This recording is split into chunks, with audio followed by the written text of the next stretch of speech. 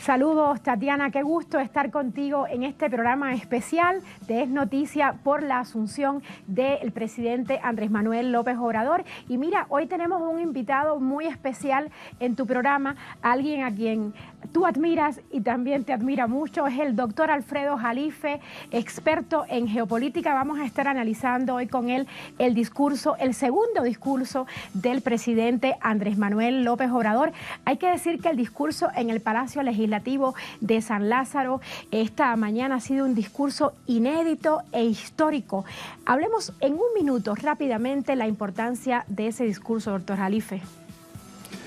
Bueno, muy diferente al discurso acartonado. Yo creo que así lo que nos quedó en resumen es una diatriba contra el modelo neoliberal y el expresidente Peña tragando sapos.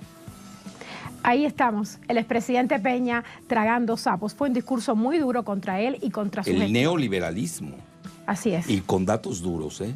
Por ejemplo, a mí me queda muy bien le pega duro a Fox, 1 billón en mexicano la deuda de pública. pesos, se va a 5 con y Calderón, luego a 10 billones. Pero no cita al otro, ¿te diste cuenta? Pero dice que la deuda pública actual sí, es de 10 millones. Vamos a entrar a profundidad más adelante porque regresamos con Tatiana, doctor Jalife.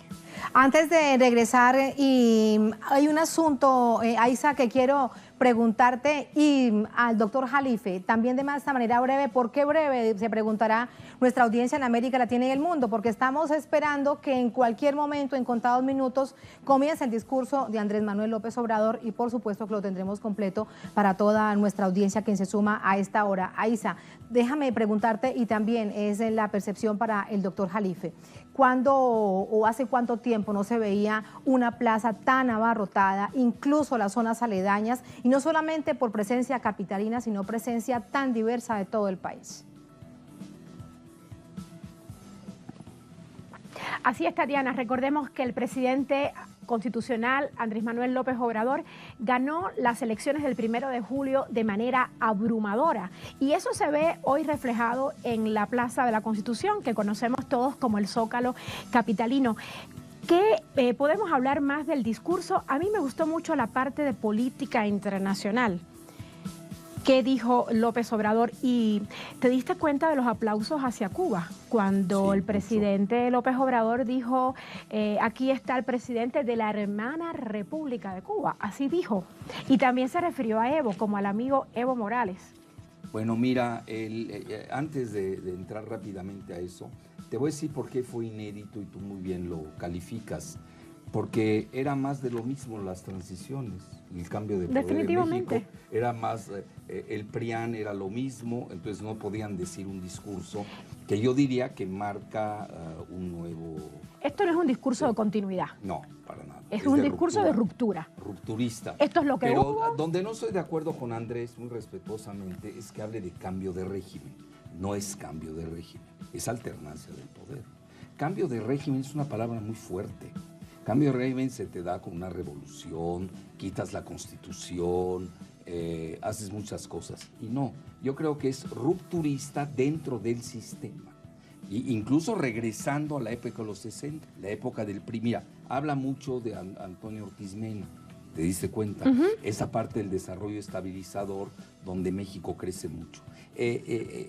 Al inicio el discurso fue muy economicista, si te das cuenta, se ve que ese es el talón de Aquiles del país, no hay que perderlo de vista. Y yo así lo dejaría. Una etapa nostálgica de crecimiento del país, del desarrollo estabilizador de Ortiz Mena. Ahí lo dejaría. Doctor Jalife, y lo que estamos viendo ahorita mismo en el Zócalo y lo que vimos a la salida, desde la salida de Andrés Manuel López Obrador desde su casa en la mañana, luego en el Palacio Legislativo y ahora mismo en el Zócalo, la multitud, cómo va saludando a la gente uno a uno. Y bueno, lo vimos en el recorrido desde... Todavía más, yo creo que lo frenaron.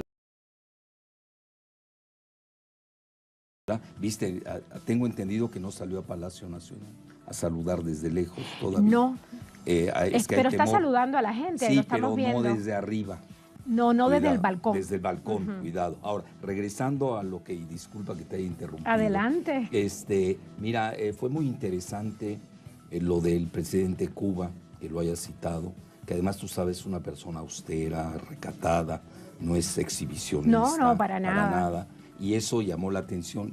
Fue un aplauso muy cariñoso, muy cálido, del pueblo de México. Sí. México quiere a Cuba, esa es la realidad. Exactamente, y él lo dijo, la hermana República de Cuba, fue la única referencia que hubo hacia un país. Evo, pues es muy querido en México, es parte, ya es, yo diría es un acervo mexicano. Evo. Ha y venido luego, muchas veces. fíjate, lo de Maduro fue muy interesante porque se me hizo de pésimo gusto lo del PAN. Estás ante un cambio de presidencia. Bueno, pero ¿qué podemos pedir de la ultraderecha de este país?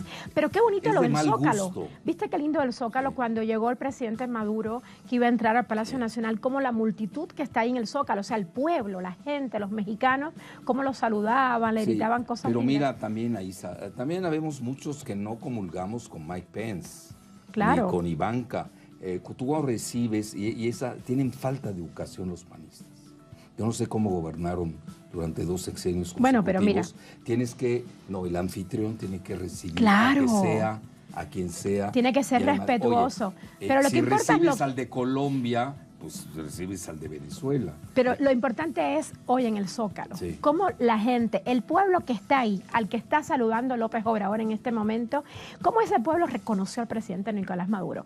Eso fue algo muy bonito, y lo que le gritaban y las muestras de cariño y de respeto, ¿sabes? Porque el pueblo a veces sabe juzgar más que los políticos se equivocan mucho, y hoy es una demostración. Ahora, otra cosa, Isa, que es muy importante, citó a Bolívar y a Martí.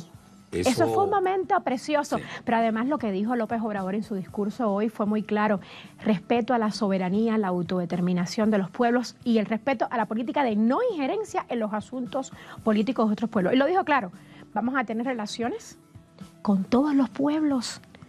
Eso es un mensaje clarísimo a Peña Nieto, que tenía sentado al lado. La doctrina Estrada. Claro. No, más que nada, el gran faltante era Videgaray. Perdóname, no fue contra Peña. ¿Quieres y que es el diga artífice la verdad? de la orden azteca, de lo que acaba de ocurrir en el G20. Yo creo que Peña, te lo digo sinceramente, creo que ni entendió el discurso, estaba ahí presente, ni sabía a qué horas irse, la realidad. El discurso iba contra Videgaray, que era el verdadero presidente de este país. ¿Por qué razón? Toda la política neoliberal. Segundo, la ruptura con Venezuela, tú lo sabes, expulsa al de Norcorea, y ahí estaba un representante de alto nivel de Norcorea, no hay que perder de vista esa situación. No me gustó mucho la falta de grandes líderes. Hubo más latinoamericanos, los que no están en el G20, ahora sí que los pobres del planeta, y luego segundones porque todos están en el G20, esa es la realidad. Oye, ¿y qué le pareció esta orden azteca que le dieron ayer al yerno de Trump? Ignominiosa. ¿Pero por qué? ¿Qué hizo? ¿Cómo se la ganó? Nos destruyó. Dice que nos dio más empleos. ¿Cuáles empleos? ¿Qué tiene que ver? Es una buena pregunta. Quiere decir que Jared Kushner manejaba el campo está más, los campesinos más empobrecidos. 30 millones de campesinos. Esa parte le faltó a Andrés Manuel, no lo citó. Es de las omisiones de su discurso. Sí. La parte también, varias omisiones, también la parte indigenista. Solamente habló de la creación del Instituto Indigenista, pero no profundizó. ¿Cómo vamos a hacer? ¿Qué va a pasar con esta parte del pueblo? Andrés se forma con los indígenas de la Chontalpa, ¿te acuerdas? Ahí en Tabasco. Ahí inicia su carrera. Ahí lo vemos. Sí, a ver. Ahí lo vemos. Está ya con los pueblos. Mira, vamos a tener a 2 Andrés Manuel, que se vayan acostumbrando todos, 6 años. Recuerda que yo lo conozco bastante bien, conozco su psicología. Vamos a tener el primer Andrés del Hilton, la noche, ¿te acuerdas? Sí, cuando ganó. En Caracas, cuando ganó, y la del Zócalo, su discurso. Entonces vamos a tener un presidente dual, un presidente estadista, tal cual, ¿no? Y el otro, él no va a dejar la calle. Vamos a tener un presidente callejero. Aquí lo vemos, Sí. lo vemos con Sí. los Y él es representantes feliz. de los 68 pueblos originarios que le van a entregar ahorita mismo este bastón de mando. Mira cómo lo llevan de la mano. No, y él felizote. Sí, está sí, feliz. se ve muy... Ya ves que dijo que él va a muy ser feliz. presidente de territorio, no de escritorio. Sí, eso es una frase Muy de él. muy de él y también la de por el bien de todos, primero los pobres, ¿no? Ahí lo vemos también con su esposa, la escritora Beatriz Gutiérrez Müller, quien ha estado a lo largo de toda Pero esta... él no está pintada, Beatriz. No, me es muy atención. sencilla. O sea, se ha cambiado de ropa 3 veces. Ojo, hay que ¿Ah, sí? notar Es eso. verdad, Esta es sí. el tercer cambio de ropa. Me gusta más ahora que cuando Sí, en la mañana. está muy bien. Luce muy bien. Y bueno, esta es la ceremonia, Tatiana, que estábamos esperando muchísimo. Es algo que no había ocurrido en otra toma de posesión. Tampoco esta celebración que está ocurriendo en el Zócalo. Esto es algo inédito, doctor Jalife. Sí, total. Y aquí lo vemos. Andrés es muy espiritual, le gustan mucho estos rituales. Y aquí vemos esta ceremonia tan bonita, que además empezó hace 2 horas. Llevan estos grupos indígenas en el Zócalo con el cofal, con el humo. Mira, si no me equivoco de las estadísticas, tenemos 10 millones de indígenas en México. Sí, Si no me equivoco.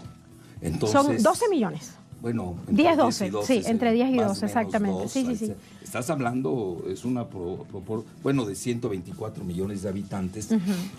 Mientras doy el ejemplo, muchos países de Latinoamérica optaron por la solución final con los indígenas. Estados Unidos con el Winchester acabó con sus indígenas.